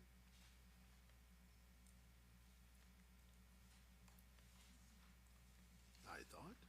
Says 18 in this sheet. I think so. No, 18, yeah. But there's only 12 of them. It doesn't say vinyl. Aluminum clad. No, I'm sorry. Sir, do you know the manufacturer of the windows you're talking about? Are they Yeah, Quaker or a Sun or? Well, probably I'll either go with, Mike Prickett up there at Glass Unlimited, or I may have Steve do it, which he does at, Carter, not Carter, but that lumber outside town. on Bender. Seven- Bender lumber? Bender. Bender. And it's a Quaker's. Quaker, Because I know who okay. they do. Okay. That is Those are approved. pretty good ones. Right now, the windows have storms. I think, right, from the picture I was looking Yeah. at, they have the aluminum, I guess they're aluminum Yeah. storms. So those are all gonna go away and you're just gonna get the one unit that has the Yes. double E glass. Yeah, I a mean, lot is of it- them don't, a lot of them don't work good, so we just want windows that she can open easy. Right, so it's the functioning of the current windows, and maybe they rattle or they're cold or. Right. And that's what you wanna replace them for. This is not contributing structure, right? So of course, it's a beautiful and it's a fine house, but in terms of the historic district, it's not, old enough to, be part of the historic district, so we have less, worry about changes to that kind of I'm structure. surprised I so. had to come here, but, yeah. Same here. Thank you for But I'm doing here. We just Thank like to see you. your But smile. still, thank you for coming. Very patient all evening. We appreciate your time. Any other questions from the board? Any questions or comments from the audience? Okay. Bill, you want to take us through findings of fact? Yes. Give me 1 second here. Can you go. see 'em from there? No? Okay, design guidelines for windows. Retain and preserve historic windows, including all significant related elements such as frames, sashes, shutters, hardware, old glass, sills, trim, and molding. Since we are not in a contributing situation here, I don't really think that this has all that much to do with it. Maintain existing historic windows. They're not historic, so we're not having to maintain anything here. Repair existing historic windows where possible rather than replacing, since they're not historic. Once again, I think this does not really apply. Replace in kind, using replacement windows that match historic elements as closely as possible. I think you are doing that, definitely with the kind of windows you're talking about putting in. Use storm windows. You're not going to be doing that because you'll already be double pane. Tinted glass, I guess you're not having. New windows are matching the overall size and everything, three-dimensional muttons. I think you're doing that. And new window openings shall not alter the historic character of the building. Since, once again, we're not a historic building, I don't know that that applies. Just a second here. So, looking at that, I feel like you meet the guidelines. Good one, Debbie. I agree. I agree. I agree. Jed? I agree. I agree. You almost turned on your microphone before, too. And I also agree. Do we have a motion? Mike, Based can I upon- just ask one question? You sure can. One thing about the replacement windows, you know, I'm seeing this more and more around town. Sometimes people are not getting the window that is correctly sized for the opening. And then there has to be this infill. So I know the more expensive windows are gonna be measured perfectly for your openings, and then maybe a less expensive window might be a mass-produced window that is not measured for your openings. So it would be nice to have windows that were measured for the openings, and that's just a They're detail. definitely gonna be measured. Okay. They'll fit in Thank there you. good. Okay, that was it. Based upon the preceding findings of fact, I move that the Madison Historic District Board of Review grant a certificate of appropriateness to Sherry Bunch at 200 Ferry Street to replace all her windows with clad windows. Do we have a second? I'll second it. We have 2 seconds. Oh, Third, second, third. You can pick either Sandy or Caroline. Give it to Sandy. Okay. Okay, Mike Pittman, Approve? Happy Smith, Approve. Carolyn Rogers, approve. Ken McWilliams, Approve. Danny Coleman, Approve. Bill Jewell, Approve. Jed Skillman. Approve. Mr. Vonch, you will be getting her certificate of appropriateness in the mail. Thank you. Thank you, Bob. There's no other permits he needs, is there? I don't think so. Okay. Our next application is for 708 West Third, Tracy Hackett Bird, to replace chain link fence. That's not my house. Oh, sorry. Tricia, I'm sorry, I Next door read to it that wrong. house. That's I not read my it wrong, house, I'm though. sorry. That's the next door neighbor's house. Brenna? Sorry, that's in the survey. I'd love to fix that. Okay, so, It's to the west of that house. okay, I thought you just liked Mickey Mouse. I didn't know. Okay, but our neighbors do. okay, so this is a COA to replace the chain link fence with a vinyl privacy fence. And the information that I have is for this house. So this one is from 1890, and this one is considered contributing. The correct house is 1890. He's wrong.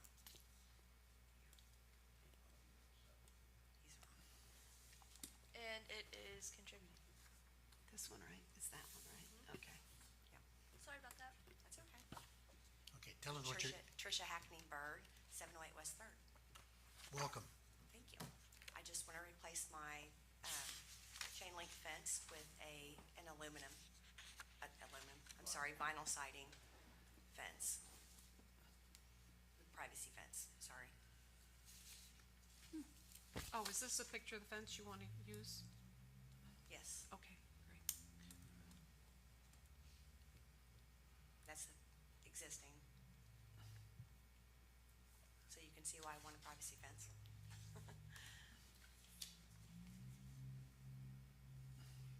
How tall do you want your fence? I was gonna put in 6 foot, but I heard tonight that I could do 7. My reading of the guidelines is front yards 3 feet max, rear 6 feet. Okay. But I don't know, Well, maybe that's- there's something new. Front yard would be between the structure and the sidewalk. If she's in Okay, line. so we're not doing any of that. There's nothing in the front, there's no Okay, place in the front. so then maybe 6 is, then 6 is allowable? Is that your reading also? In the guidelines, it refers to 6 foot, yes. Okay. None of And the there's fence nothing in new for the, the 7 foot that she's saying she heard tonight? I'm not sure. that was from Okay, I didn't, someone else. Yeah. I that was thought I from read 6. Will there So- be a gate in the front on Third? No. No? There will be a gate beside the back of the house, where the back of the house is. Okay. Into the backyard, and there'll be another gate beside the garage. Beside the garage, for the access beside, you can see beside the house. Right. What type of guarantee do you have on the fence? I didn't look at the guarantee, I'm not gonna lie. It is it's by Freedom Fence, Mm-hmm.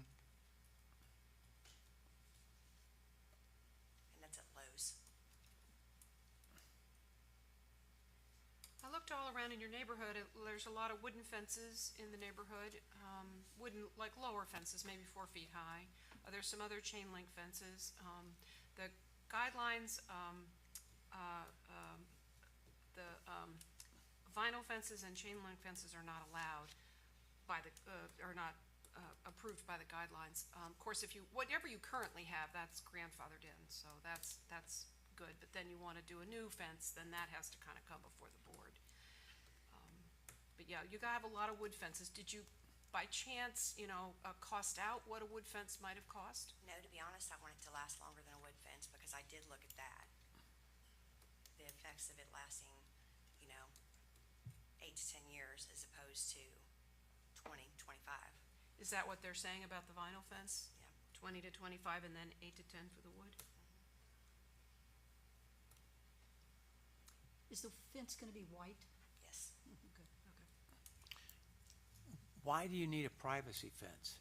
I didn't get that, because there's no privacy fences. I noticed it was all picket fences and, kind of neighborliness there. Go down the backyard? Did you see the neighbors beside me? There's a picture, actually, that shows both sides of the neighbors. Are you talking about the people with the Mickey Mouse Christmas stuff, or? No, hers does not go all the way to Presbyterian. Her backyard does not go all the way to Presbyterian. Mine goes all the way to Presbyterian. Okay. You go back to those pictures. The one on the east side in the backyard This mows one, I his just yard had about that. twice a year with the weed eater. And the other one, you can see, the one on the left there, you can see that that's a garden that they've actually put in what used to be a flower bed. And it's always growing over. Right now, we can pick tomatoes about 4 foot into our yard.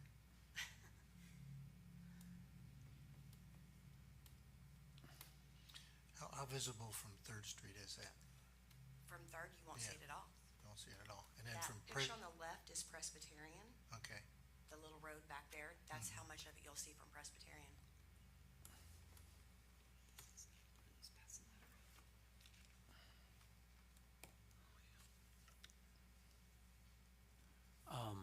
So what I'm thinking of is, why so high? Why so tall?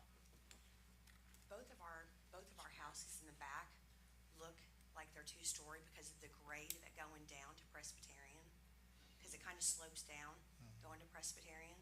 So I'm literally, what's there right now is 4 foot tall, and 6 foot is really, you're still gonna see over it. And the patio or porch that you see on the left, in that left one, is 2 houses from me. So that's how close the houses are there.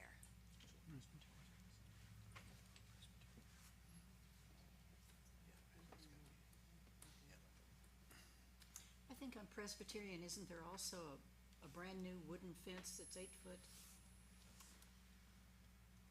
There is. It's 2 or 3 west of you, I think. It is west of us. Yeah. No, it's east. I'm sorry, it is east. No, you're right. No, that's west. I'm Yeah. directionally challenged. But I think That that's, is I west. think that's an 8-foot fence, and it's total privacy. Yes. Yeah, you can't even see through the cracks. Not that we're advocating that. I understand, Say I 6 understand. feet. Who gave this to you? Excuse me, Brina, what is this representing? It says north, I believe that's the picture that she was referring That's to. from the backyard, because we were gonna, I also brought things to do re-side the house, but they told me I didn't need to do that because I am gonna do the, board and batten. For the side? Yeah, I took that picture This is for the the back siding, of our actually. Okay. Thanks. And we're not worried about the siding because that's a staff decision? Right.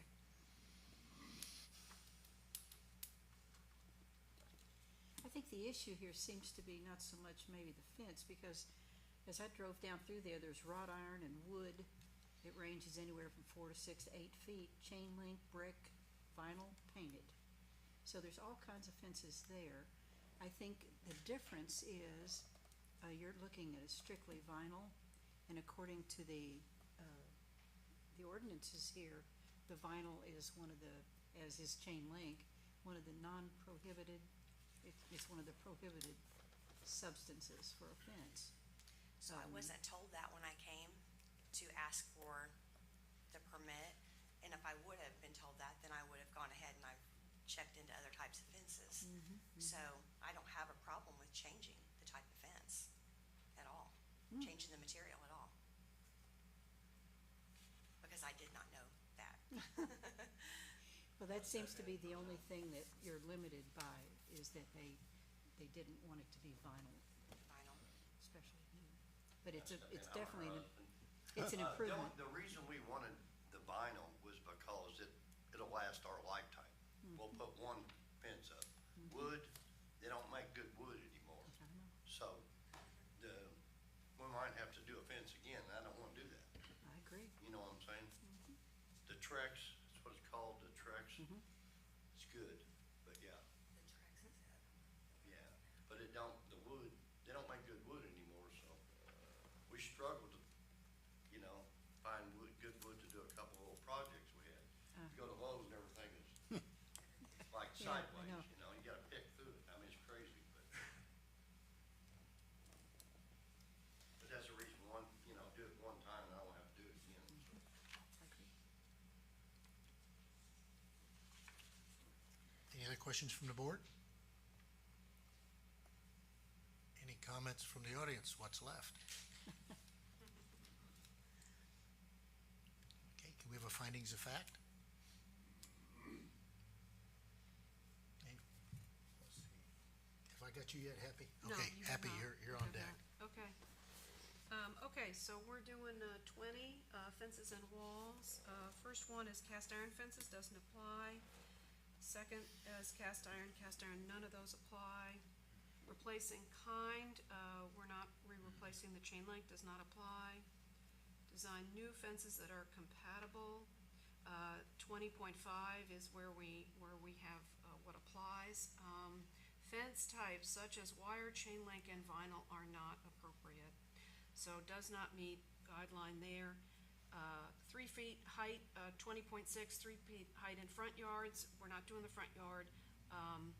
Rear or other areas not so visible can be up to 6 feet, so you're fine for your height. Retaining walls, 27 does not apply. False historical details, 28, you're not doing that. Contemporary fence materials, I think you're not doing that, and that is the end of our guidelines.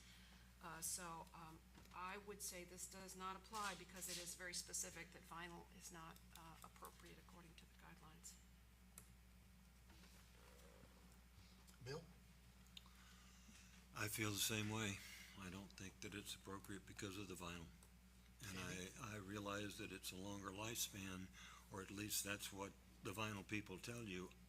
I don't know that, but it could very well be true. I agree for the same reasons. Well, I agree that's what the guidelines say, but I don't agree with the vinyl. I think the vinyl, today looks better than the wood. I've seen some wood fences that they put up. And, I would say make sure it's got a good guarantee, but, I don't agree with the findings of fact. Ken? No, I do agree it doesn't meet the guidelines. I concur, it does not meet the guidelines. I'd suggest if you put a fence up and it will be wooden, put a good sealant on it and get more life out of it. Carol Ann? I agree with Michael. I think there's a good quality of vinyl there now, and I think it's admirable that you want to improve your own backyard and have the privacy of that. So, even though it specifically says no vinyl, I think these guidelines are strictly that, and that, this might have been taken in consideration 20 years ago. I don't know when that was written, but I know that there is a good quality of vinyl that you can make fences up, and I find that fence very attractive. So I would not agree with the standard. I agree with Michael. Thank you. Do we have a motion? Based on the preceding findings of fact, I move that the Madison Historic District Board of Review deny a certificate of appropriateness to Tricia Bird,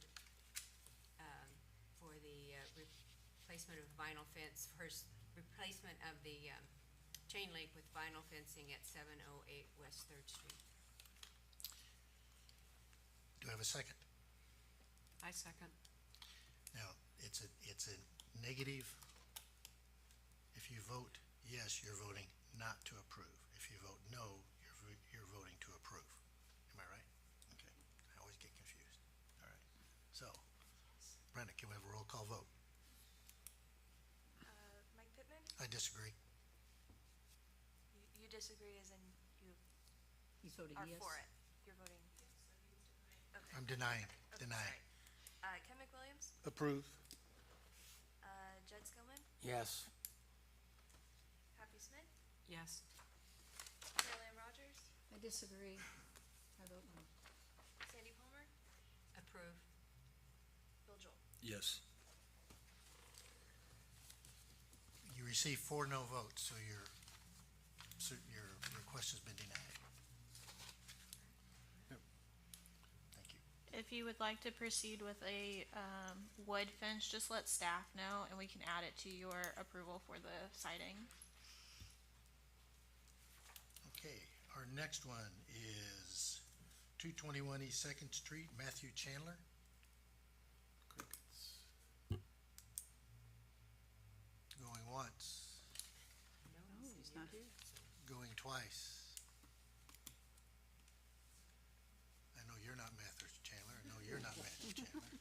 So, with that, we'll move on to new business. New old business, excuse me. Link, did you have a public comment before that you wanted to make? You wanna do that? I'm sorry, Mike, is now the time? Well, come on up, Link.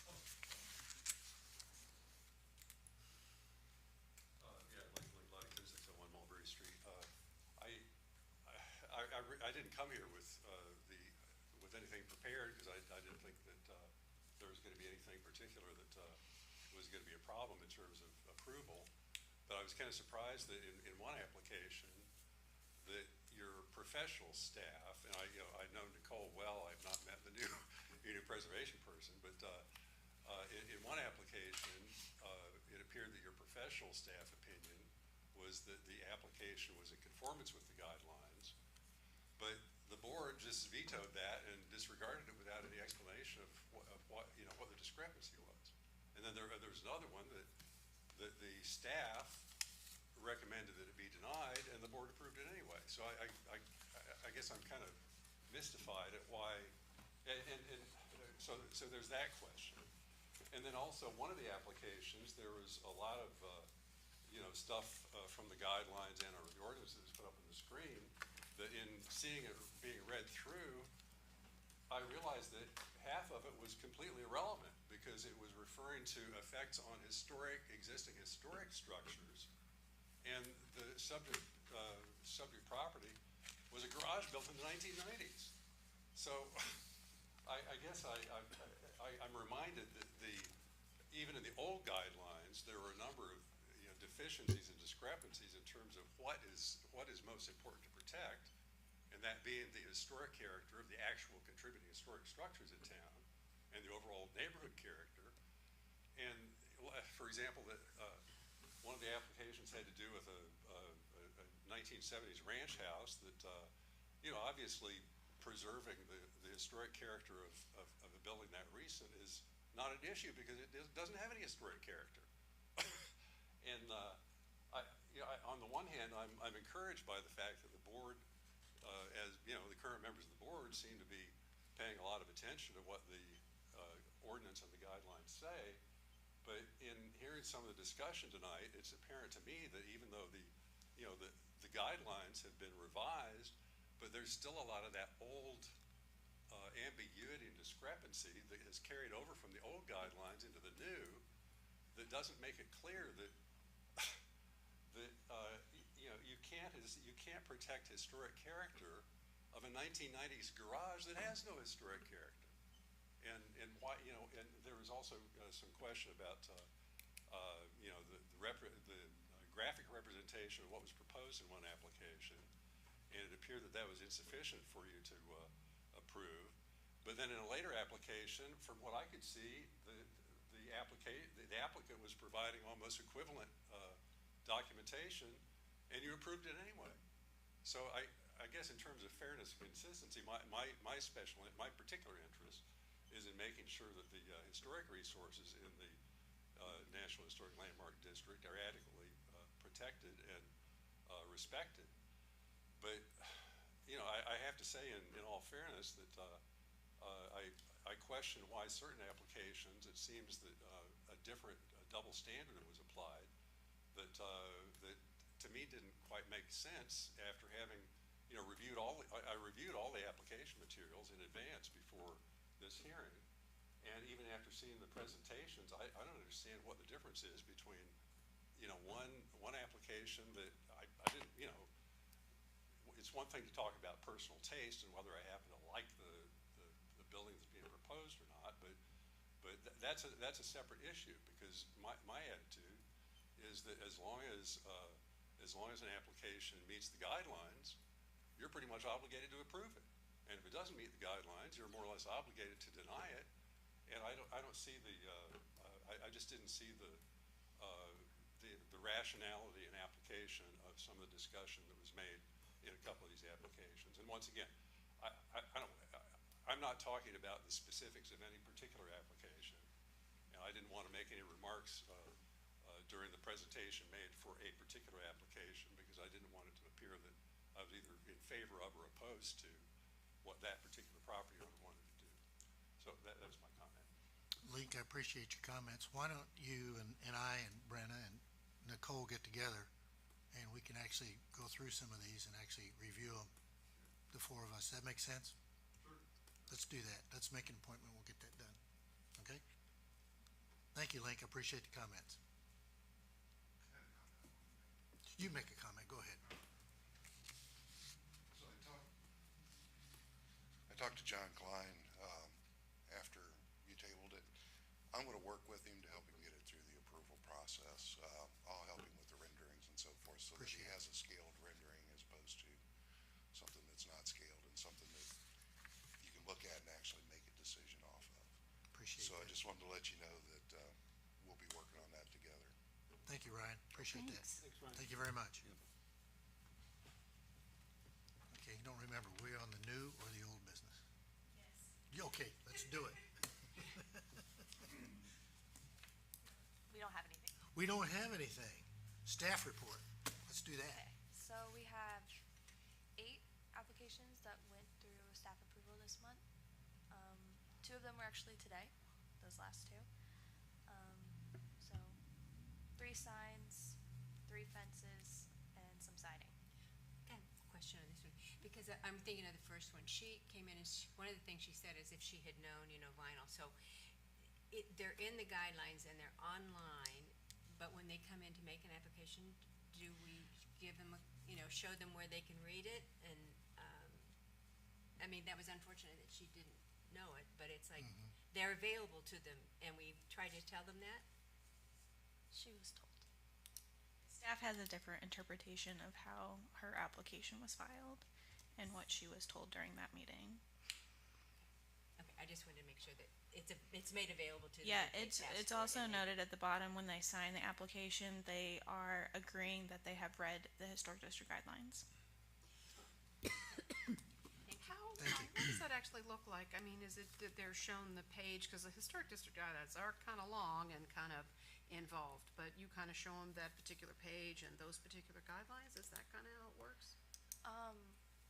Dependent on what it's being reviewed under, that is put into the application. So, I mean, I can certainly be more clear in showing them where in. Does she in the get something like the guidelines. packet that we get, that shows the ordinance and then shows the guidelines and shows the, is that sort of? Typically, when we have an application that is generally reviewed by staff and staff has determined that we can't review it and comes to the board, we try to explain why we're passing it to the board. Usually it is because of issues with materials or like windows, for example. If we can't determine the current condition of the windows, we may bring it to you guys, for a full board review. So we do try to specify why we've made that decision. Great, thanks. Two things. So the application for Ferry Street to replace windows with clad, non-contributing, why was that brought before us? That should have been staff approved instantly. That was one in particular where the windows didn't show the deterioration condition, so staff It's wanted non-contributing. the board to review it based on that. There's a previous applicant that we approved pieces of it on Mill and Third Street, the duplex that's been painted blue.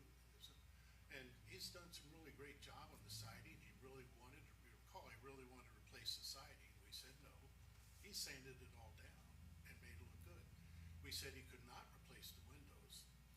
And he tried to fix the wood windows, but it didn't work out. But what's up there now are just single pane, I assume vinyl windows. Are those placeholders? Staff will look into that, cause I haven't been by there for a pace review since he started. So staff will look into that. Because I'd gone by the other day and I thought, I saw what he's doing with the siding, but the windows were gone out of a couple of them, and I know I didn't think we'd given any approval on We windows. did not, but he took them out to try to repair them, I know he did, but that's what we have now. Okay, I appreciate that.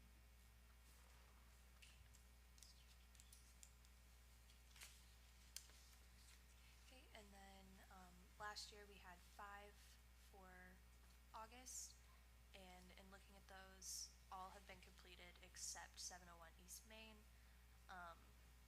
When we went by, it looks like no work has been done.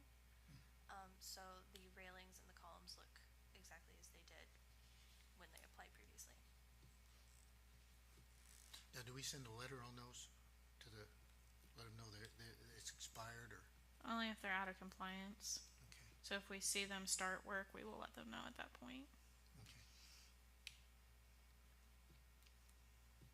Okay. Anything else? Yes. Yes, sir. So, Rena, when you have applicants, I didn't think we were doing that anymore. When you have applicants with new construction, for me, no drawings on paper napkins with crayons and stuff. I mean, it needs to be dimensions out, straight lines, real descriptive work that we can use. The ordinance does not allow us to require measured drawings. So if that is something the board would like to take up, we'll need to go through an ordinance amendment, knowing that I believe that requirement is also in state code. I don't know if we can get around that. How about that? Wow. It says sketches, doesn't it? Doesn't it say sketches? Something like Yes. that. Yeah, we can't require measured drawings. But sometimes we get really good measured drawings. Yes. Some applicants go above and beyond, which is fantastic. Heights are the Then we things that I have- feel it's always missing, the heights. Yeah, no. Well, I did architecture. So if that's the case, then we have Billy Klein, we have no grounds to stand on, bring us something back that we can understand. Staff can always suggest it, but yeah, we can't deny an application with if they don't provide it. I think as far as the guidelines go, they're guidelines, and we interpret the guidelines. We got 7 people up here, just like you spoke earlier. We have 7 different interpretations. They're not ordinances, they're guidelines. So I think we need to keep that in mind, and everybody may have a different take, a little bit this way or a little bit that way. But that's why they had 7 of us up here, so we can take a look and come to a consensus or a vote on how we want to go. So, it may not always appear to be rational, but we try, and I appreciate everyone's efforts and your diligence for reviewing these things and what you do. So, we're not perfect. I don't think we're expected to be perfect, but we try to make the best decisions, and I appreciate everyone's work and what you all do. So, don't take that we're being criticized, we're being questioned as to why the decision was made. and as I've said in the meeting, we got 7 individuals up here. I expect 7 individual decisions based on how you feel about what the guidelines say. And that's what we've been getting, and I appreciate that. So don't take criticism, take it as constructive criticism. I think that's what, and the harder we work, the more we dig, right? So, with that, I'll entertain a motion to adjourn. I move we adjourn. Is there a second? Second. You want to stay? Ken We're here when we came. Ken will run the meeting by himself. Thank you all.